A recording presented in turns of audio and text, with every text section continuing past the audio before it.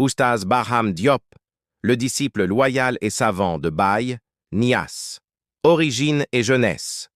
Oustaz Barham Diop, de son vrai nom Ibrahima Mahmoud Diop, est né en 1932 dans une famille profondément enracinée dans la foi et l'amour du savoir.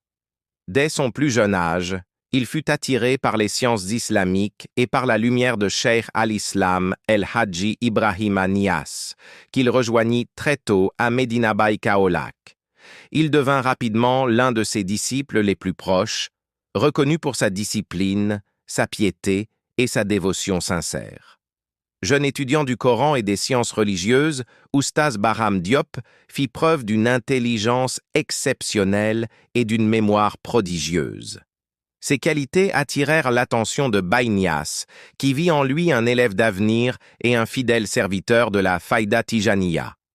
On raconte que Baye Niasse disait souvent à ses proches « Voici l'un de ceux qui ont consacré leur jeunesse entière à servir la voie. » Au service de Baye Niasse. À partir de 1951, Oustaz Barham Diop devint secrétaire particulier de Cheikh al-Islam Baye Niasse. Pendant plus de 24 ans, il accompagna son maître dans tous ses voyages, à travers l'Afrique, l'Europe, le Moyen-Orient et même jusqu'en Chine. Il fut le témoin privilégié des grandes étapes de la diffusion de la Faïda Tijaniya dans le monde. Oustaz Barham Diop était un homme discret, mais d'une importance capitale. Il rédigeait les lettres, transcrivait les enseignements et traduisait les messages de Baye Niasse. Son érudition et sa maîtrise de plusieurs langues, arabe, français et anglais, faisaient de lui un intermédiaire respecté entre Baye Niasse et les intellectuels du monde musulman. Sa fidélité, son humilité et sa rigueur lui valurent l'amour et le respect de tous les disciples de Medina Baye. Il ne se présentait jamais comme un savant, mais plutôt comme un élève éternel de Baye Niasse, déclarant souvent « Mon université, c'est Baye Niasse.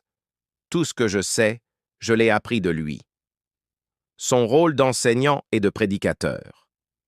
Après le rappel à Dieu de Baye Niasse, Oustaz Barham Diop poursuivit la mission de son guide en diffusant ses enseignements. Il fonda plusieurs écoles coraniques et centres de formation islamique et anima de nombreuses conférences religieuses à travers le Sénégal et dans d'autres pays musulmans. Invité par le Maroc, il participa au prestigieux cours Hassaniya organisé chaque Ramadan à Rabat, devant Sa Majesté le roi du Maroc.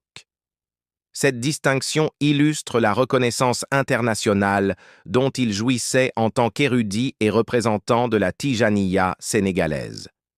Il forma des générations entières de prédicateurs, d'enseignants et d'imams, en leur transmettant la valeur du savoir, de la modestie et du service de la communauté.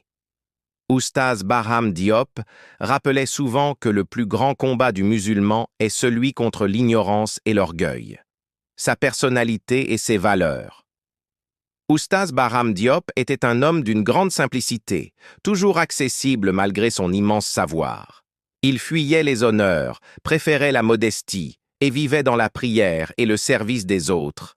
Sa vie entière fut un exemple de piété, de loyauté et d'humilité. Ceux qui l'ont connu décrivent un homme au visage lumineux, au sourire bienveillant, qui parlait peu, mais dont chaque parole portait la sagesse.